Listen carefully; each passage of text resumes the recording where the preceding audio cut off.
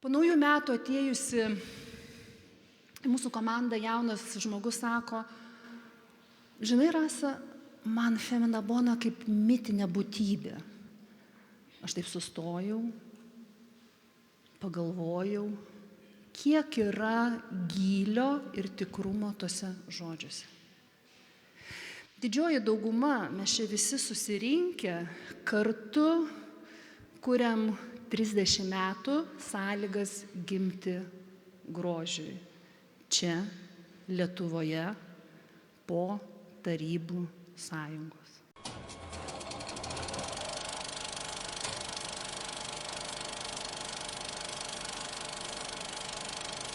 Aš norėčiau paklausti jūsų, gerbiamas Brazauskai, kodėl vyriausybėje nėra nei vienos moters? Na, žinot, čia jūs labai taikliai uždavėt man klausimą ir tai jūs puošia kaip moterį. Bet aš suprantu, kad tai yra ir mes turime labai rimtai galvoti ateityje apie moterų, taip sakant, pasitikėjimą, didelį pasitikėjimą moterimis ir suteikiant ir pakviečiant dirbti į atsakingas pareigas. Aš manau, kad ateityje ir būsimieji vadovai galbūt apie tai rimtai pagalvos, kaip padaryti, kad, o iš tikrųjų moterų pas mus yra labai daug gabių, labai daug energingų, sugebančių dirbti, bet dėja, matot, tradicijų, ir pažiūrėkit, kiek jų vyriausybių pas mus buvo. Aš visiškai sutinku, kad iš viso yra visiškai normalu, kad moteris dalyvautų.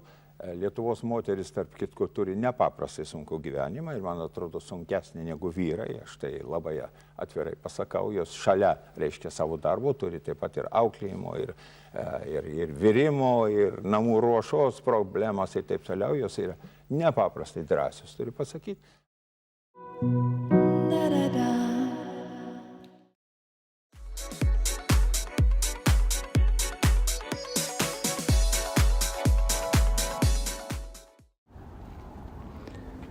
Gražioji atėjo. Kiek mes žinome, girdime aplinkui, grožis išgelbės pasaulį. Reikia grožio orientyrų, kaip buvo senovėje. Įdomu, kad nuo pat pradžių radosi papuošalai. Nuo pat pradžių radosi keistos dabar atrodančios kosmetikos, makiažų priemonės. Ir kodėl žodis kosmetika yra nuo žodžio kosmosas? Kosmosas tai reiškia tvarka.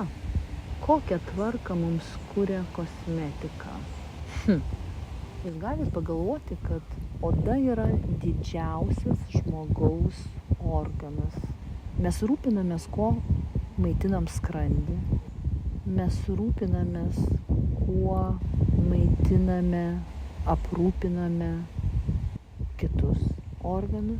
O kodėl kosmetika, kuri maitina didžiausią mūsų organą, yra tvarka? Kas taip galėjo sugalvoti senovėje? Kokia tame slypi paslaptis? Gal yra tie mažyčiai ritualai, kurie kuria mažytį malonumą mums? Mūsų gyvenimo siekis patirti daug mažyčių malonumų, patirti vidumi. Tuo man Femina Bona ir yra žavi, jog kad ir kiek tu galvosi ar strateguosi, iki šiol, kiek aš čia dirbu, niekada niekas nebūna taip, kaip tu sugalvoji, o viskas kažkaip per žmones, per santykį, per naujas pažintis, per senas pažintis gimsta, reiškiasi įvairiom formom, tiek fiziškai, tiek virtualiai, tiek kažkokiom metaforom, projektais, renginiais. Ir ta visa visuma, jinai ir talpinasi Feminoje Bonoje, kuri yra gyva, vėlgi atliepiant tiek mūsų parodos visą konceptą, tiek ir bendrą įmonės ir Feminos Bonos kaip asmenybės bruožą. Žinai, man įdomu pas jūs, kaip jūs kalbate apie grožį. Ne apie tą grožį, kur turi atitikti visuomenės stereotipus. Ne apie tą grožį, kur išpūstos lūputės, kur išlyginta oda. Ne. Apie tą prasmingą grožį. O gal tai ir yra gražioji atėjo? Prasmingas grožis. O gali būti grožis neprasmingas. Tada žmogus veržiasi kurti geresnį pasaulį. Grožis tai sielos maistas. Ir iš tikrųjų, ką reiškia tas grožis? Tas, kuris neša prasmė. Grožis pakylėja žmogų. Grožis kviečia jį žiūrėti į ateitį, gražius dalykus. Kiekviename iš mūsų gyvena gražioji. Mažas vaikas sako, gražu, negražu.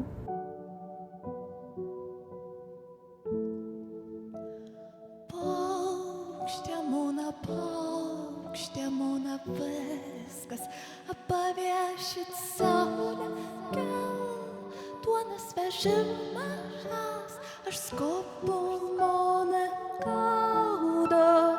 Paukštė mūna viskas, paviešit saulę, duonas vežimas, aš skopu mūna gaudo.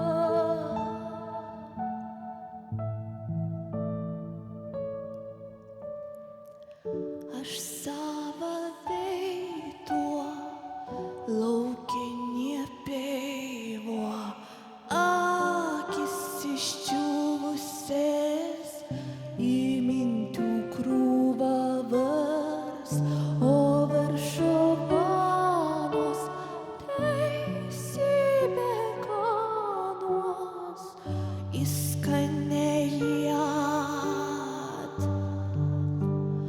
Kas tau žemė palia?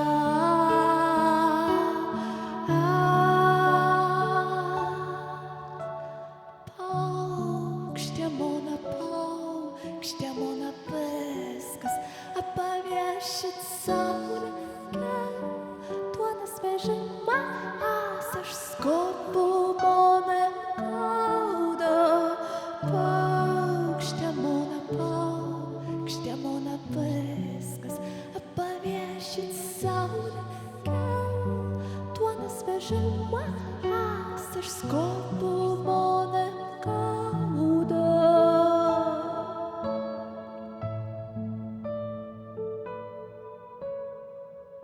Kur šiandien esi, ten rytuo būsi, žodė kapšysi tas, į žemės moninkas, ko man daryti, ko nematyti, kur aš buvau, nu kur.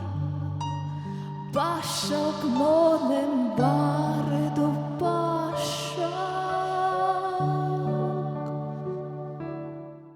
Šių metų atradimas man yra dainininkė Austėja. Simboliška. Ji gimus 1993 metais. Kaip Femina Bona.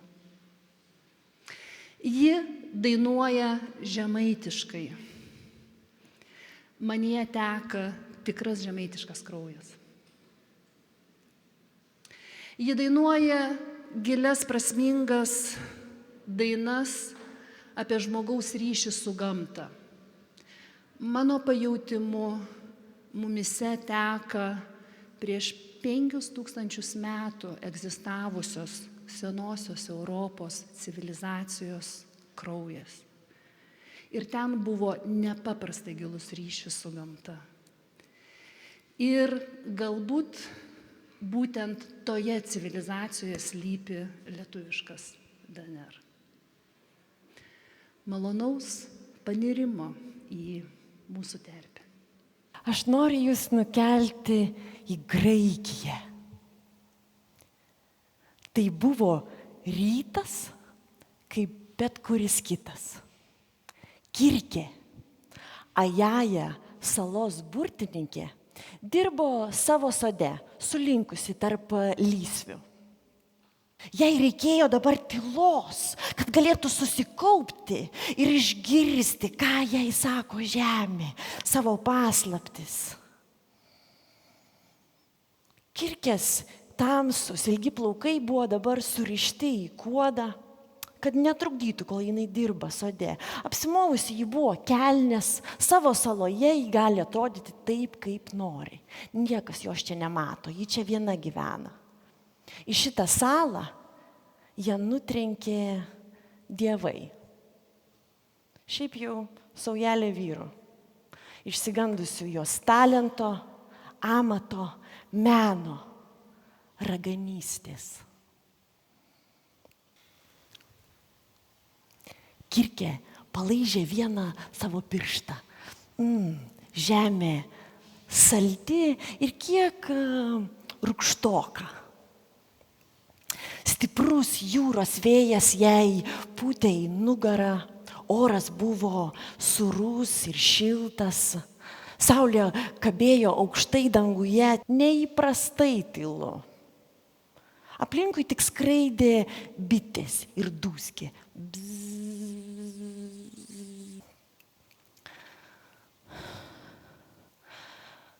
Jai pasidarė labai sunku kvėpuoti.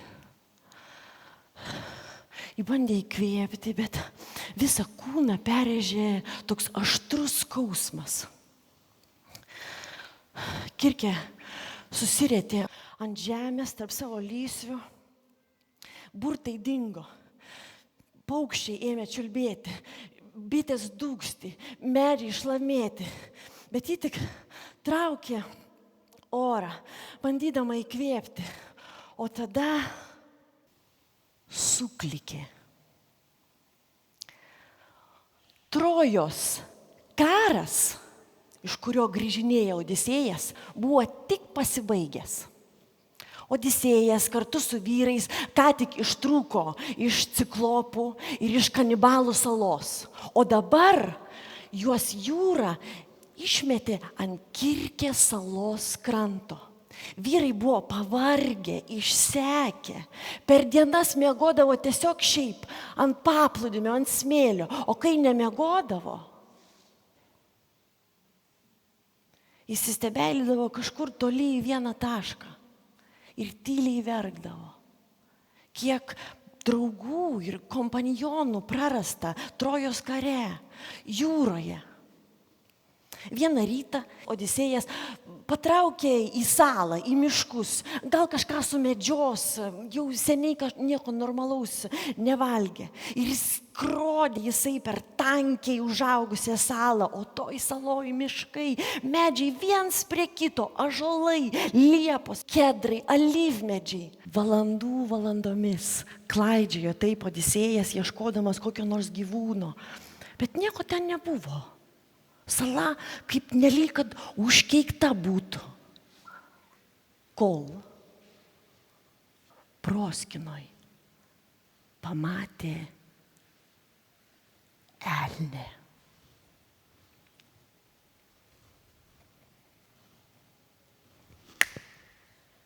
Aštri strėlė perskrodė ploną elnio odą. Ir tada, kaip perkūnas, kaip žaibas, driokstelėjo klyksmas iš salos kitos pusės. Jis neklausė to klyksmo. Nuskubėjo tekinas į proskiną, kur gulėjo elnės aukštoje žolėje. Ištraukė strėlę, užsimetė elnę savo ant pečių ir patraukė žemyn į paplūdimį, kur jo jau labai laukė vyrai. Jie buvo tokie alkani, kad net nelaukė, kol mėsa gerai iškeps ant laužo. Ir drėskė ją pusžalę. Ir kai juokėsi ir kalbėjo vieni su kitais, ant jų dantų ir lūpų matėsi kraujas.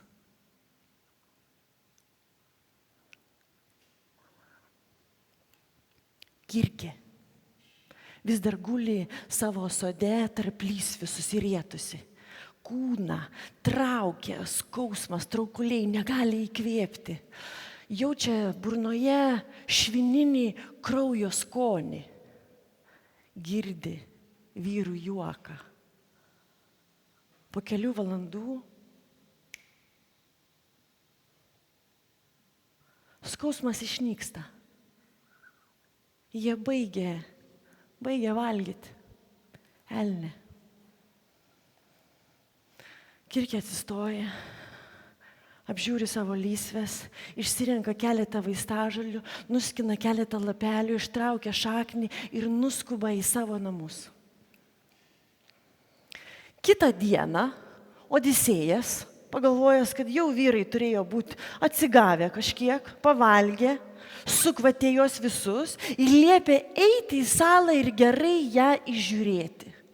O vyrai, pabėgę nuo ciklopų, iš kanibalų salos, verkė, meldė jį, nesiųsti vėl jų į nežinę. Bet Odisėjas neklausė jų. Vyrai išgevo per salą ir drebėjo nuo kiekvieno vėjo krūstelėjimo. O į patį vakarą pagaliau pasiekė Kirkės namus ant kalvos. Buvo išsekę, pavargę, bet bijojo grįžti atgal pas Odisėją. O Kirkė jau laukė jų, paruošusi maisto su vaistažolėm. Vyrai suėjo, jų gal buvo 10, suėjo jos nedidelius medinius namus, susėdo, jiems atnešė lėkštes, o valgiai visi tik paruošti iš žirnių, kruopų, sėklų. Bet buvo jie tokie alkaniai, ėmė valgyti. Ir tai neilgai trukus, po keleto šaukštų, ėmė jaustis labai keistai. Jiems svaigo galva. Bloga, darėsi bloga. Traškėjo kaulai. O iš užpakalių išlindo mažytės susiraizgiusios uodegos. O veidai ištįso į snukius. Jį pavertė juos kiaulėmis. Daugiau mano salos gyvūnų nevalgysit. Dabar galite jas žirnius. Ir Odisėjas, nesulaukęs savo vyrų, galiausiai išsiruošė pats jų paieškoti. Kirkės namų tarpdurys. Saulė leidžiasi, viskas nudažyta raudona, tokia violetinė spalva. Šiltas vėjas ir vyras stovi tarpdury. Drapanos. Atrodo, toj nukris nuo jo stipraus, įdegusio jūrininko kūno.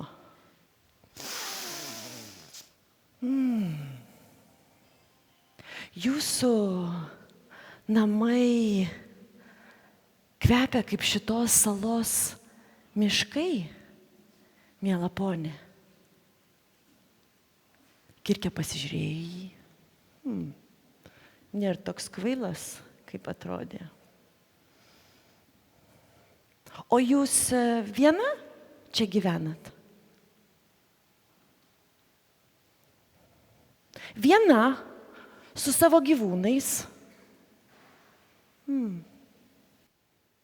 Paskui Odisėjas savo istorijose, kurios tapo didžiuliu epu, pasakojo, kaip jis ir Kirkė metus praleido, karštai mylėdamiesi jos kambariuose. Vyrai ir jų ego. Taip, jie mylėjosi ir praleido kartu metus, bet ne tai buvo svarbiausia. Kirkė Odisėjui parodė savo salą, viską, ką žinojo apie ją. Kai jis skrodė kaip laivas per aukštą žolę ir miškus, jis sekė ją iš paskos. Ir kiekvieną kartą, kai jie išgirsdavo tylų graudenimą, šnabždėsi, jis sustodavo ir įsiklausydavo į kiekvieną akmenį, kiekvieną medį, kiekvieną paukštį, gyvūną, žolę, smėlio smiltelę, bangą. Klausydavosi jų istorijų ir pasakojimų, gamtos paslapčių. O Odisėjas? Jis neklausė jos. Todėl galiausiai po metų pabandė, neapsikentusi. Ji atvertė jo vyrus atgal į žmonės ir išsiuntė juos velniop į Hadą.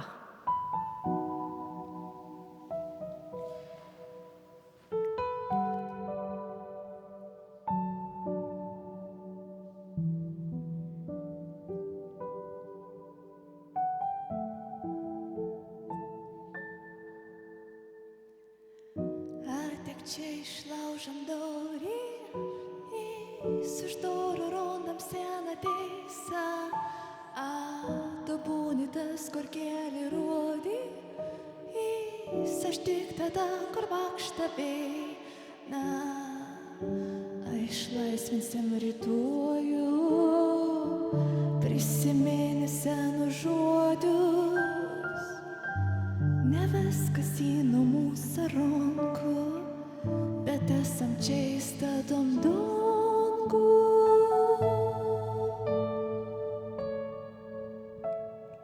Virš galvos pakabinta širdis, veisi tylanos paguldyta galva, tu žena, monem, čia surata, monem, gal tu vandenį atsidūrė žmogus, bet čia visko mačiusi žemė rampadės, kapon padėjęs,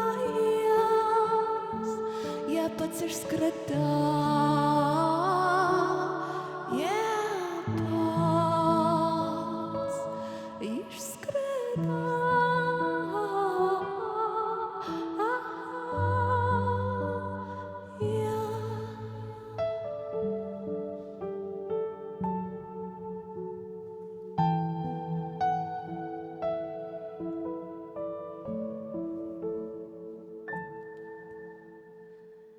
Kažkap nesuprantam dėl ko, kuomet vaikščiam virš visko, jie melonga ir iškretę, ką pakelti, kuo nelaika, įdėp kožną sykį, vėl nebeturiu kur dingti, žinok visko savitoru. Į pavėsį, kas jį už durų, virš galvos pakabinta širdis, veisi tylanos paguldyta galva, tu žena, monem, čia surata, monem, gal tu vandenį atsidūręs žmogus, bet čia visko mačiusi šiek, ar ant padės,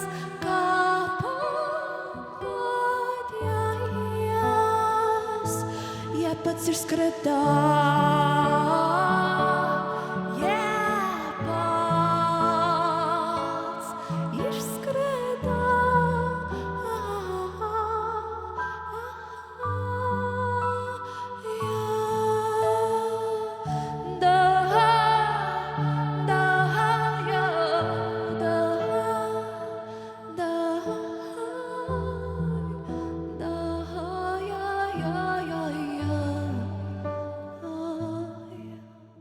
Įdomu, kad mes kažkada tai vaikystėje, jaunystėje svajojom apie ateitį, net nežinodami, ko mes būsim. Kai kurios mergaitės, būdamas 16, jos tiesiog svajoja, kai gyvenime turėsiu daug pinigų, aš tyrinėsiu senovės civilizacijas, aš tyrinėsiu jų archeologiją. Aš domėsiuos, kaip jie gyveno. Tada, kai turėsiu daug pinigų. Ir kas galėjo pagalvoti, kad šios vaikystės svajonės mums taps kelias. Kelias, kuris pasirinko mus. Mes esam upės upeliai, upeliukai, vieni didesni, kiti mažesni. Ir mes jungiamės tekėti visi plačiaja upe. Iškyla prisiminimas vieno gero, žymaus salono plaukų stilistė sako, o aš atsimenu, kai buvau maža mergaitė, mama vesdavosi į Feminos Bonos šukuosenų šou. Tada buvo kažkas tokio. Ir aš galvojau, užaugusi, aš būsiu ta kirpėja kūrėja, plaukų stilistė, kuri puošiu gražiasias moteris, puošiu gražiasias damas. Ir ši mintis, svajonė, kelias pasirinko ją. Aš siūdavau, megzdavau, nes tėtis siuvėjas. Ir manau, kad ta kūryba vyko, todėl, kad nenorėjai būti kaip visi. Geras vaikas, bet visoks. Ar aš kirpėja? Ne, aš norėjau būti kiosko pardavėja.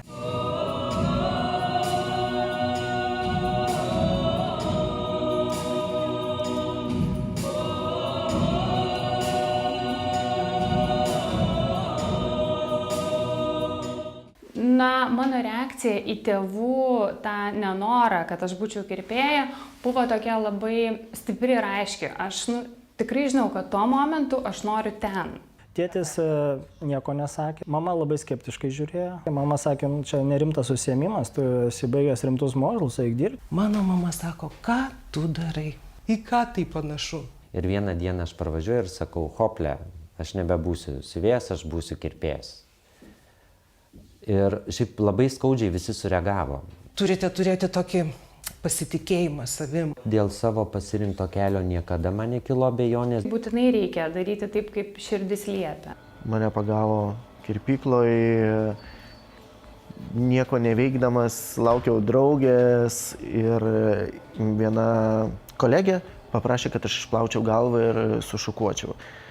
Ir tai buvo pirmas žingsnis link to, kad kuom aš tapau. Aš manau, kad kirpėjų gimstama ir tu gali išmokti taisyklingai kirpti, tu nukirpsi, viskas tvarkoja, bet ar tame kirpime bus kūryba, tai va čia yra klausimas.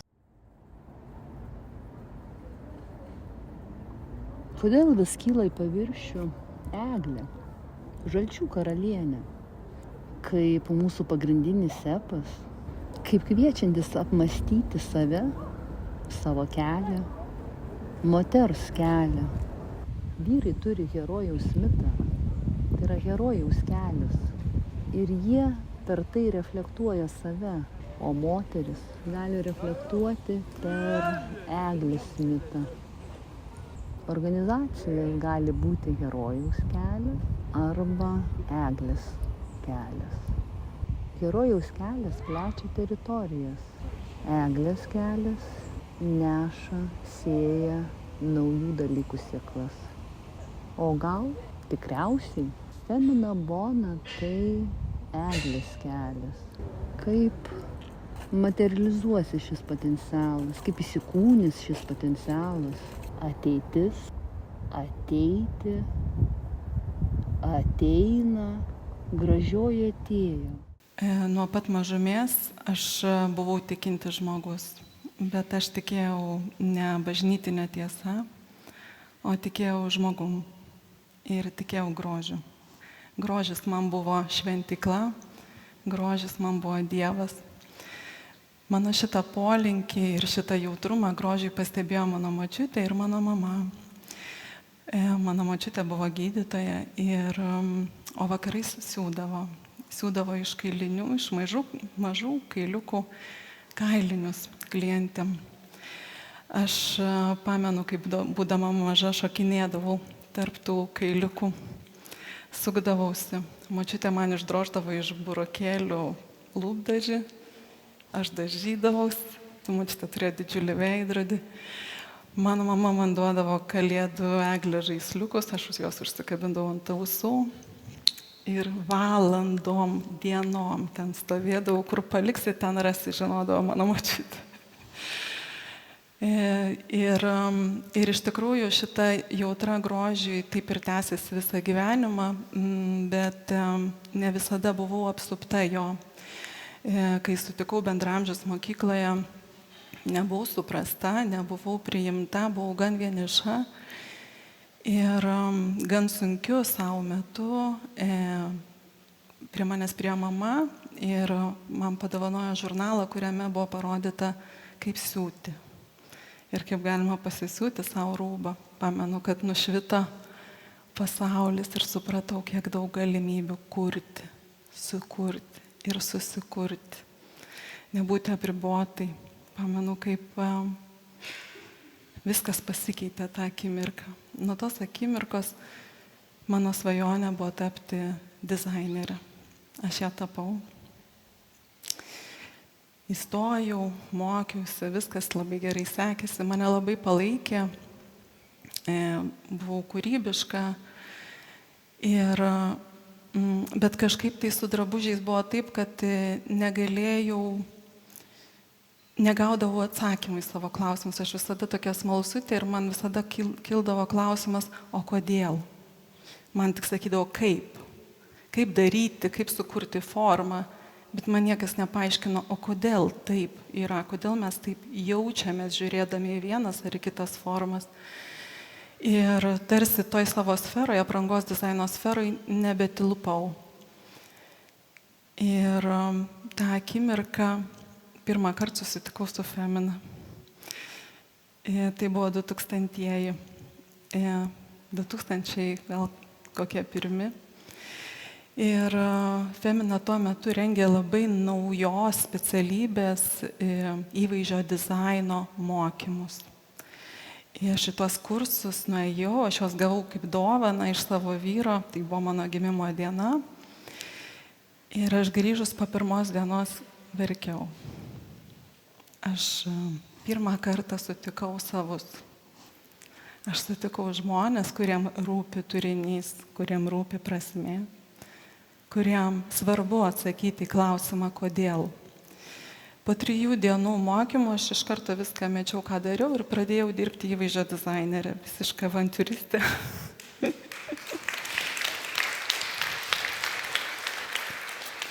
Tarp mano artimųjų buvo žurnalistų, kurie sakė, ar tu beprotė, Lietuvoje stilistai, niekas niekada nepirks, niekas niekada nedarys, niekas niekada nesinaudos. Po pusės metų aš į antrus tęstinius kursus jau grįžau užsidirbus pinigus pati iš tos veiklos. Dėsčiau įvaizdžio dizaino lekcijas Lietuvos universitetuose ir pasaulyje. Ir visur šita tema buvo įdomi. Aš turėjau labai daug palaikymo ir džiaugiausi, kad galiu nešti savo unikalumą. Bet aišku, būdama ambicinga, sugalvojau, kad aš noriu daugiau, toliau. Ir įstojau Dailės akademiją į kostiumo dizaino magistrą ir galvojau, va čia dabar formaliam ugdyme papasakosiu apie įvaizdžio dizainą, apsiginsiu darbą. Ir stovi 8 dėstytojai, profesoriai ir sako, ir kas? Kokia nesąmonė. Turėtum kurti marškinius, eik, siūk, kodėl kalbi, kodėl tau įdomu, prasmės, ir kas, kad dabar čia ta marškinių siūlė reiškia tą ar aną. Tuo metu buvau 2 mažų vaikų mama, dėstytoja visur, kur galėjau, o čia nieko. Stoviu tualet ir verkiau. Vyrui tada sakiau, sakau, net ne šūdų jaučiuosi, o pelėšūdžių. Visiškai maža. Visiškai menka. Gindamas į savo darbą mačiau daug skeptiškų žmonių, mačiau daug netikėjimo. Prieš gynimą palaidojau mamą, o po gynimo atsiradau reanimacijai. Dėl išsekimo. Dėl išsekimo įrodyti kitiem, kuo tikiu, kas esu. Bet tą dieną irgi gavau dovaną.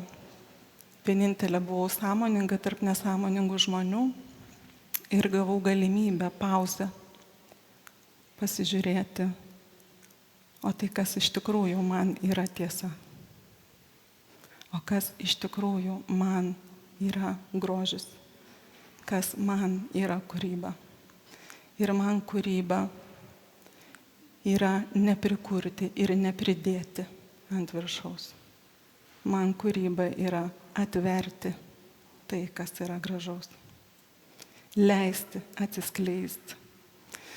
Man grožis yra randuose, todėl kad aš žinau, kad už kiekvieno rando žmogus kažką patyrė. Ir medis savo kreivume kažką išgyveno. Man grožis yra žilam plaukė, man grožis yra raukšliai, nes aš žinau, iš kur jinai atėjo ir kas už jos. Po kiek laiko aš grįžau į dėstymą, į kūrybą, bet jau grįžau kitokią, stovėdama ne knyginiai tiesoj, o savo asmeniniai tiesoj. Ir galėjau kalbėti apie gyvą grožį, apie patiriamą estetiką, apie gydantį grožį, kuris leidžia mums pasijusti aukščiausiam savo potencialui, didžiausiai savo sielos būty ir plotmėj. Ir grįžtant prie tikėjimo ir netikėjimo, tie žmonės, kurie manim netikėjo, sustatė man ašį. Aš žinau, kas aš esu. Ir žinau, už ką stoviu. Ir aš jiem dėkoju. O tie, kurie tikėjo, tapo mano sparnais.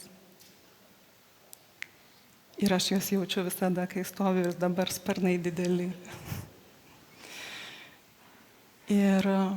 O tie, kurie buvo bendraminčiai, atsistojo šalia ir tapo bendrakūrėjais.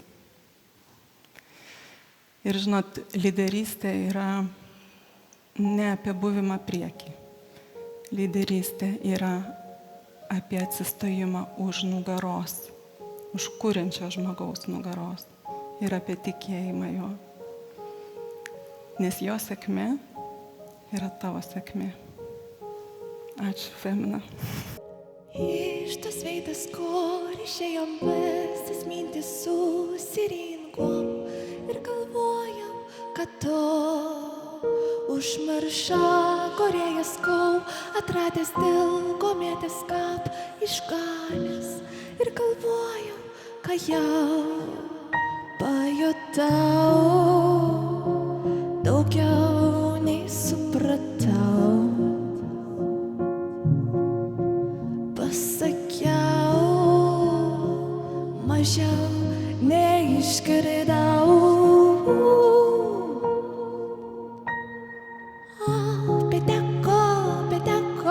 Petek, atsikalkim, lai srovė neš. O, petek, patikėkim, lai jo bevet. O, petek, atsikalkim, lai srovė neš. O, petek,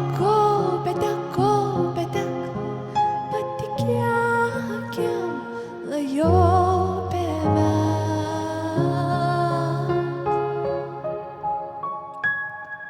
Kai užlipi ant aukšto kalno, staiga supranti, kad gali pažvelgti į šią ilgą perspektyvą. Femina Bona susikūrė tada, kai rinka buvo visai tuščia. Nieko nebuvo. Ir meta poreikis, esmingiausias poreikis buvo kiekvienos lietuvės moters tapti europietė. Būti graži, estetiška kaip europietė. Mes buvom pirmieji, daug sėklų sėjom. Mūsų salonas atsidarė net pusę metų anksčiau Kaune negu žymioji Sugihara. Bet buvo aišku, kad tai apie moterį. Apie moterį iš didžiosios raidės.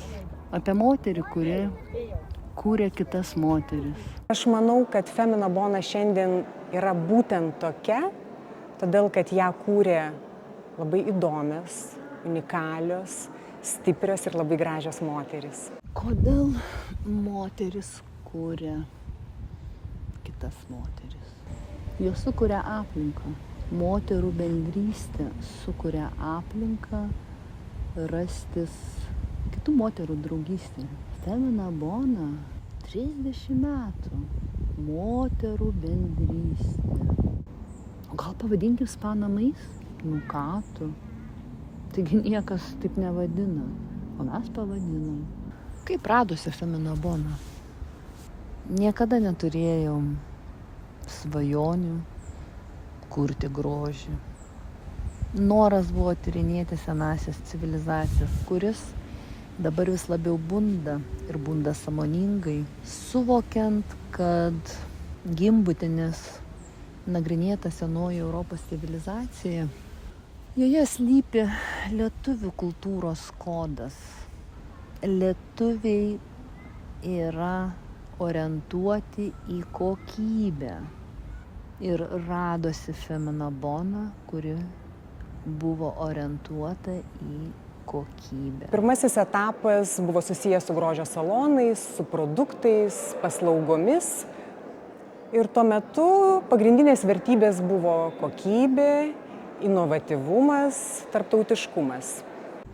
Lietuviai orientuoti į ryšį su gamta. Ir radosi Femina Bona, kuri kiek įmanoma mega kosmetikos pasaulį nešė sveikiausius, tikriausius dalykus. Lietuviai orientuoti į darną, bendrą kūrybą.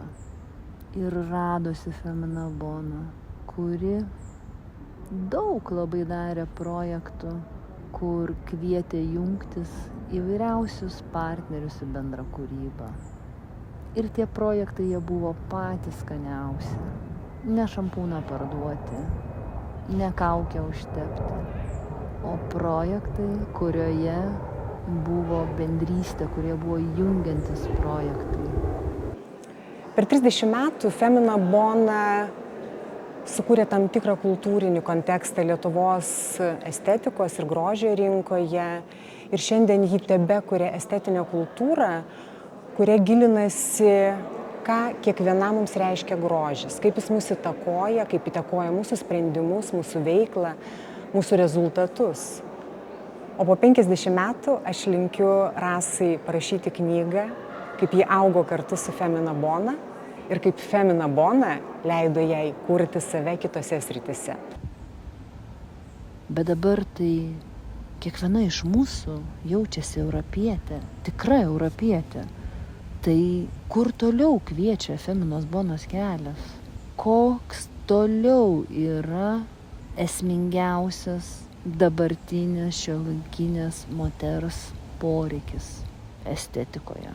Norėčiau jumis pakviesti sugrįžti laiku 20 metų atgal. 30 nepamenu, dar nebuvau gimusi. Man asmeniškai tai buvo gūdi ir baisi paauglystė. Eidavo mes į Akropolį su mama ir pastoviai ją stabdydavo žmonės, moteris, šnekindavo, klausinėdavo ir aš galvoju, kas čia darosi. Nei jinai dainininkė, nei jinai aktorė, nei dar kažkokia ten žvaigždė. Nu tai kodėl ją tiek visi šnekina? Bet gyvenime turėjau rimtesnių problemų. Numeris 1. Suaugusieji absoliučiai negabus mane suprasti. Numeris 2.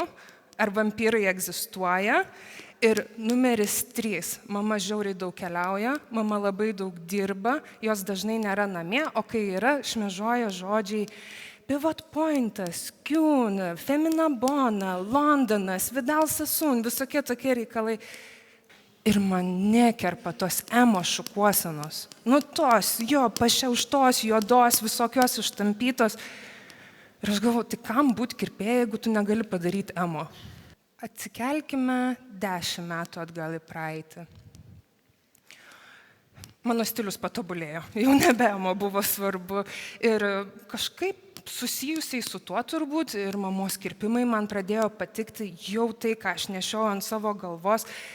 Jau ir mokykloje aš buvau kieta, vis dėlto mokykla į pabaigą, reikia parodyti, koks esi erelis. Ir matyti ir mano tas suvokimas atsiradus ir antram ir trečiam salonui, matymas, kaip mama veda verslą, kaip jinai veda komandą, važiuoja į seminarus, kaip jinai dėsto, kaip jinai noriai dalinasi, aš pagalvoju, tai gal jinai visai rimtas meistras yra.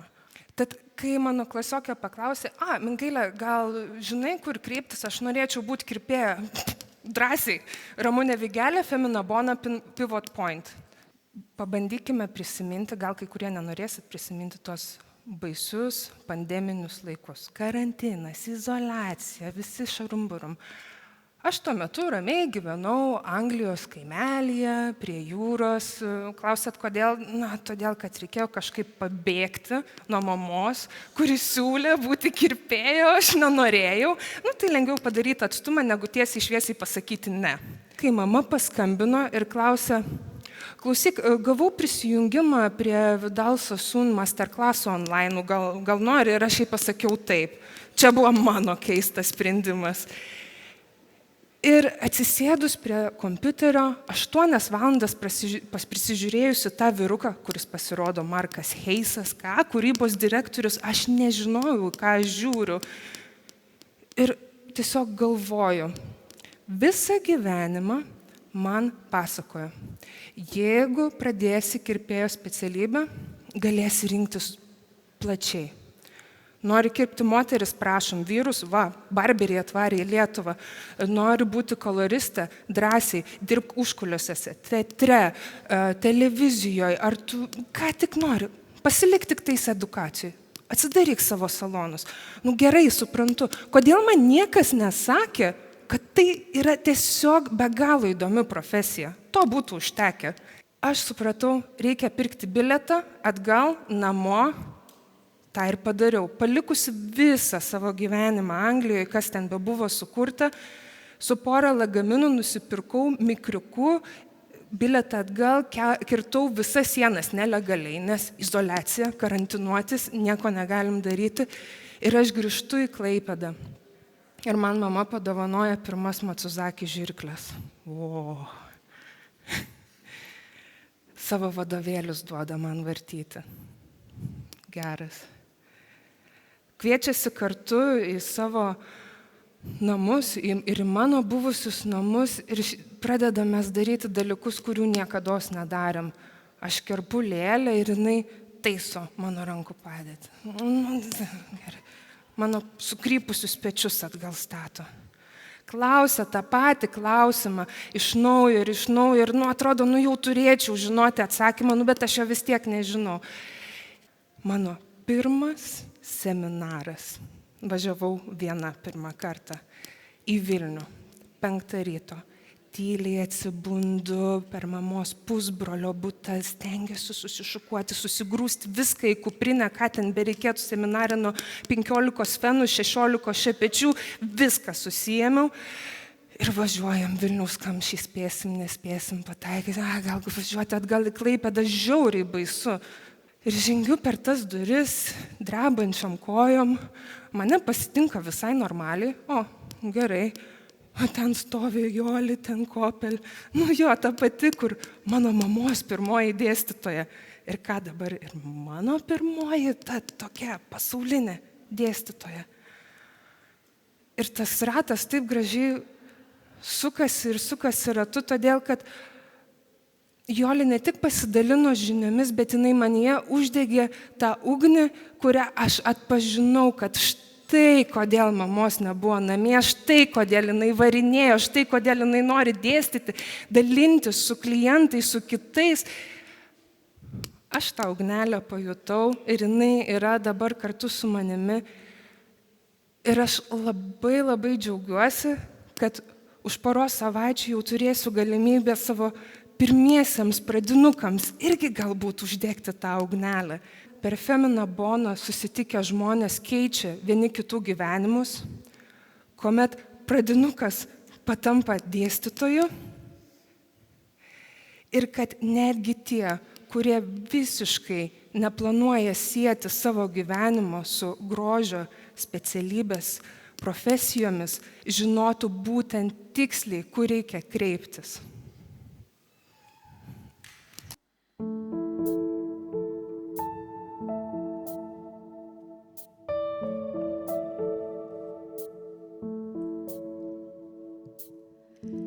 Nežinau, ko šiandien padariau, aš iškasiau upį vasaros spėjimo. Eik tu savo toliai nuėjau, kad Rimonai matė klausė, kas tau davė, kad nereikėjo spėję, kur padėjau, bet viskas, kas buvo, aš savim turėjau. Hei, hei, hei, galbūt per daug garsiai vėja už mano galvą 100 upių. Vota pabūk, tavo akis gražiai žiūr, tavo galvą 100 upių. Galbūt per daug garsiai vėja už mano galvą 100 upių. Vota pabūk, tavo akis gražiai žiūr, tavo galvą 100 upių irgi.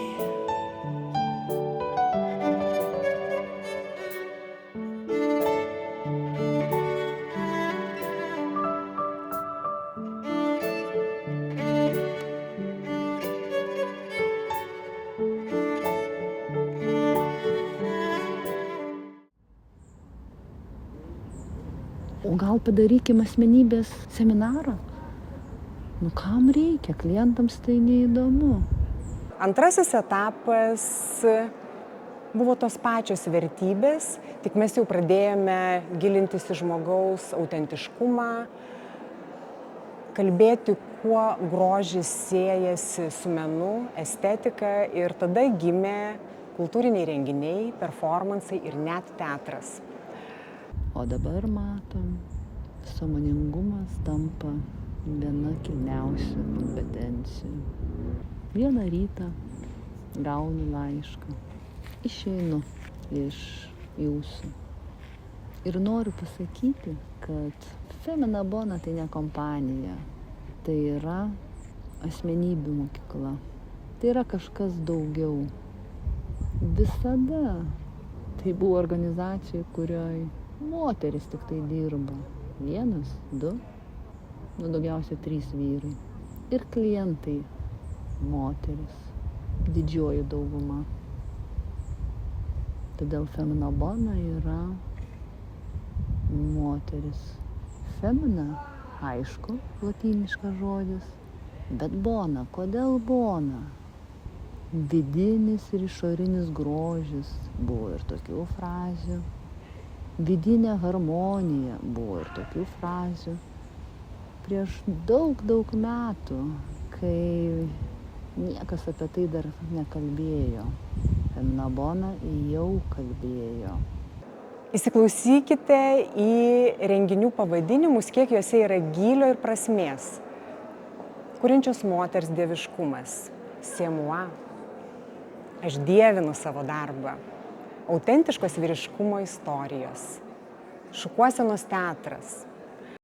Bona. Geroji.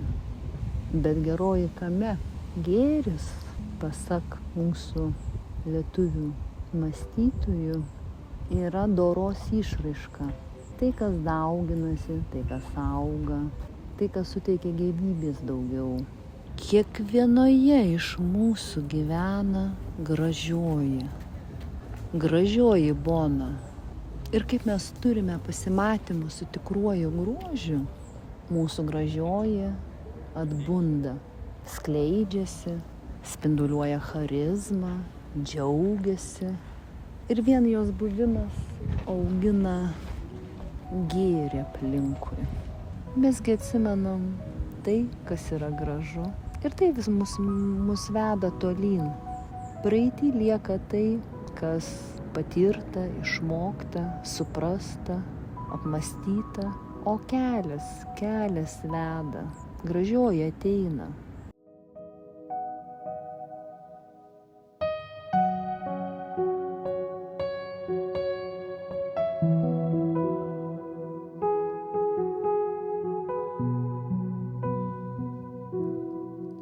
Klausykitės. Ko darytum į to, jei būtum didelis kaip saulė? Ko turėtum į tad gerą padaryt pasaulio? Nebijok būti toks, nebijok neliksi vės, nes aš pasiverčiau paukštį, pakelčiau tave saugot.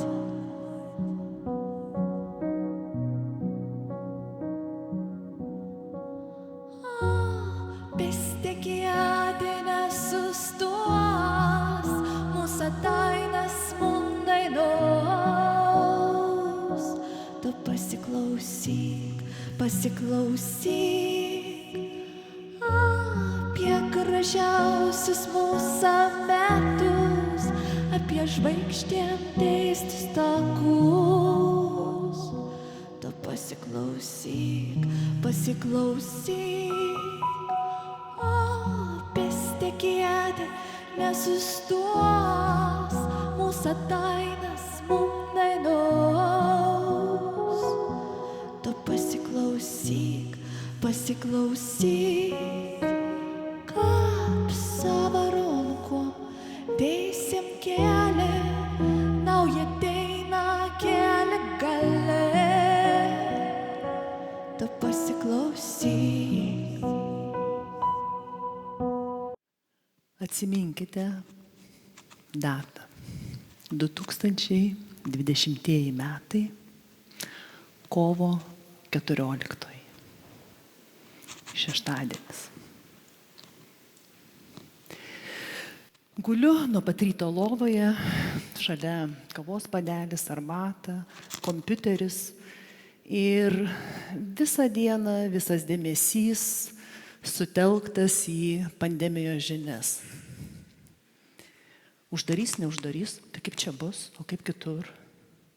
Ir staiga po pietų, ramiu šaltu balsu, kažkas tai praneša. Nuo kovo 16 dienos visi Feminos Bonos klientai uždaryti. Nieks į darbą nebeina. Šiandien pradėjo plakti, burna džiūti, bandau atsiminti, kiek yra pastovių išlaidų, atlyginimai, nuomos, produktų sandėliai. Galvoju, kaip? Nuo pirmadienio, ką mes kūrėm 28 metus, staiga ir nebelieka. Galvoju, tai kokį dabar eterinį aliejų pauostyti? Priuosčiau, pelargonijos nepadeda. Negali būti, kad kažkas tau iš išorės pasako, kad tu nuo pirmadienio nebeturi 80% pajamų. Dargi moterį arbatą įsilašinau, išgėriau. Nežinau, ar man tuo metu eteriniai aliejai pagelbėjo, ar suvokimas, kad yra, taip yra. Ir paskambinau plaukų stilistei savo Irinai. Sakau, tu gali sekmadienį dar mane nudažyti plaukus ir apkirpti, kad bent aš būčiau graži. Mes nedirbam, bet galiu. 11 val. Sekmadienį nuvažiuoju į Dominį saloną ir mes dviesi. Žinot, visam salone dviesi. Nieko daugiau nėra. Ir tos 2 valandos, kai tu gauni dėmesį savo, nežiūrint to, kas bus rytoj, tai stiprina iš vidaus. Ir kaip niekad, tada aš supratau, ką reiškia moters stiprybei dėmesys tau iš išorės. Tikras, ne kalbos, bet rankų prisilietimas, spalvos parinkimas, kavos puodelio pateikimas. Ta mažytė smulkmena, kuri tau sako, gerai, sprendimas yra, tik jį reikia atrasti. Visa graži, iš tuščio salono. Išvažiuoju, aš turiu prie Kauno Braziukų kaime žemės lopinėlį. Nuo jos iki Liepos motinėlės, kuriai 300 metų, yra gal 500 metrų. Kada aš jaučiu tą aurą. Ir pradedu kūrenti laužą. Aš laužą kūrenau 4 valandas. Galvodama apie tai, kas bus rytoj. Ir žiūrint į ugnį, o žinot, to ugnis yra ta materija, kuri neturi formos. Jinai kiekvieną kartą yra kitokia. Tu negali ugnį įsprausti tam tikrą formą. Ir matyt, tas žiūrėjimas į ugnį manyje kedeno kažką viduje. Pirmiausia, be abejo, labai racionaliai susidėliojau planą, ką išleisiu neapmokamas atostogas, kiek susiveršim diržų, sumažinsim atlyginimus. Ir ten dar kiti niuansai, kurie leidžia sutaupyti išlaidas, bet skaičiuoju ir vienaip ir kitaip suprantu, neužteks. Nėra galimybės.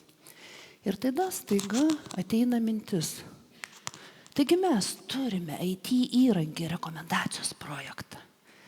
Mes jį sukūrėm prieš 4 metus, kai klientai gali rekomenduoti savo klientams produktus, neturėdami fiziškai jų. Ir už rekomendaciją pasimti savo dalį.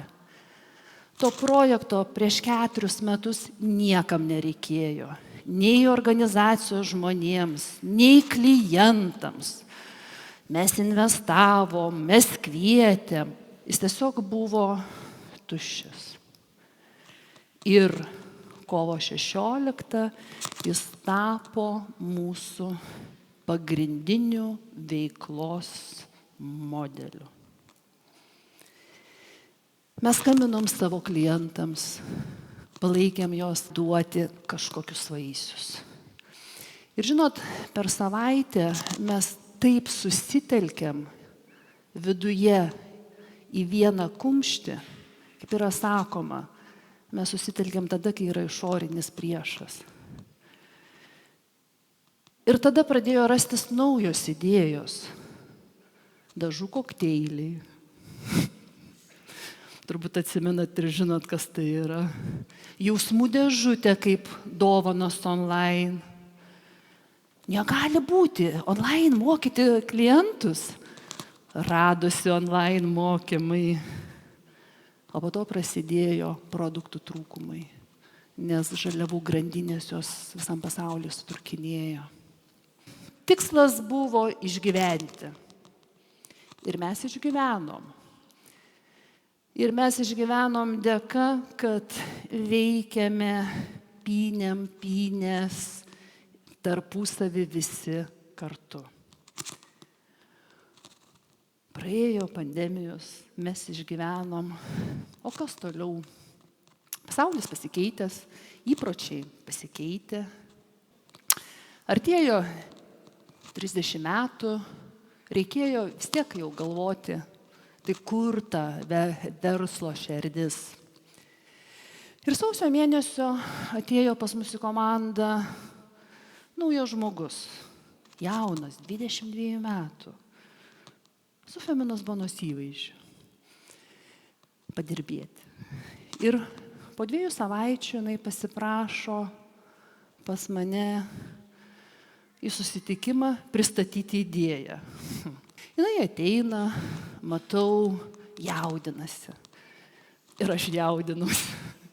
Jinai atsidaro prezentaciją. Jaučiu, jo širdis plaka ir man plaka širdį. 5 metais jaunesnė už mano jauniausią sūnų. Kaip tai gali būti? Ir staiga labai ramiu tonu jinai sako, žinai, man taip rodosi, kad Feminos Bonos naujas simbolis tai yra estetikos stalas, bendrystė, prie kurio mes galime rinktis, kalbėti apie kokybišką estetiką, kokybišką kosmetiką, vartojimo kultūroje ieškoti tikrų dalykų, dalintis žiniomis, išmintimi, patarimais. Ir svarbiausia, kad tas estetikas stalas, jis visada yra švarus ir atviras visiems. Ir žinot, beklausant jos, Gretos, man įvyko labai įdomus suvokimas. Staiga aš supratau, kad 30 metų pirmoje vietoje buvo grožio kūrimas, bendrystė buvo visada šalia. Ir dabar aš suprantu, kad ateina laikas bendrystė. Tai yra svarbiausia, ko mums šiandien reikia. Ir man buvo labai nepaprastai įdomu, kai ta mintis gimė per jauną žmogų. Ir kuris yra jautrus metaporinkiams. Tai man labai gražu, kai ateina laikas, kai persipina kartos. Gražu estetikos stalas, galvojau, o kaip kolektyvas sureaguos. Ir vyksta metinis susirinkimas. Ir staiga jinai paleidžia prezentaciją, visi nuščiuvo ir pradeda jos klausyti. Ženklas, kad idėja yra gyva. Jinai rezonuoja žmonių širdise. Ir tada prasidėjo sekantis etapas, koks tas stalas. Jis gali būti su staltiesėmis, gali būti reklamose matytose, bet norėjusi kažko kitokio, tikro. Vienam pokalbyje staiga išnyra mintis, o gal man tas iš molio padarytų. Niekas pasaulyje, sako, to nėra daręs, bet aš padaryčiau. Jis mane padarys per 2 savaitės, bet tai užtruko kelis mėnesius. Jau artėjo paroda, kur estetikos stalas jis turi būti, o jo vis dar nėra, nes jis brendo jo sode, tarp muselių, lietaus. Jūs matėt stalą. Tai yra simbolika. Mano manymu, ateitis yra ten, kur mes sujungiam technologijas ir gyvus dalykus. Lengviausia, aišku, buvo estetikos salą virtualiai sukurti. Žinot, fantazijai nėra ribų, bet padaryti gyvą, kitonišką, nematytą.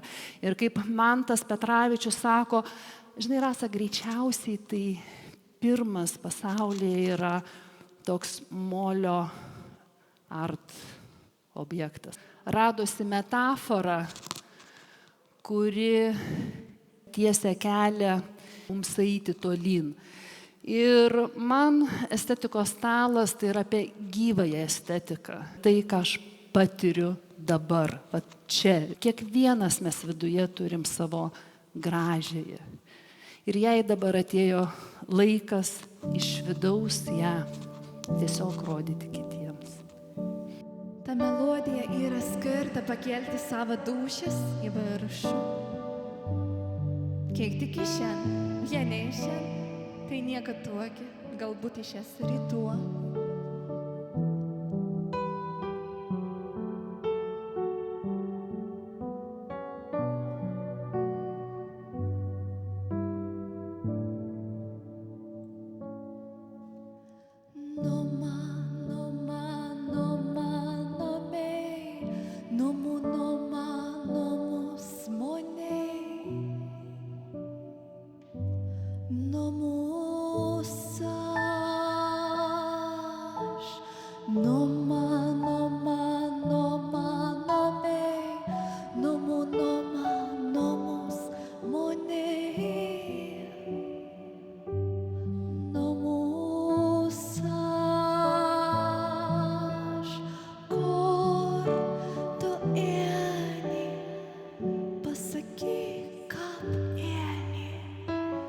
pasakyk, kapienį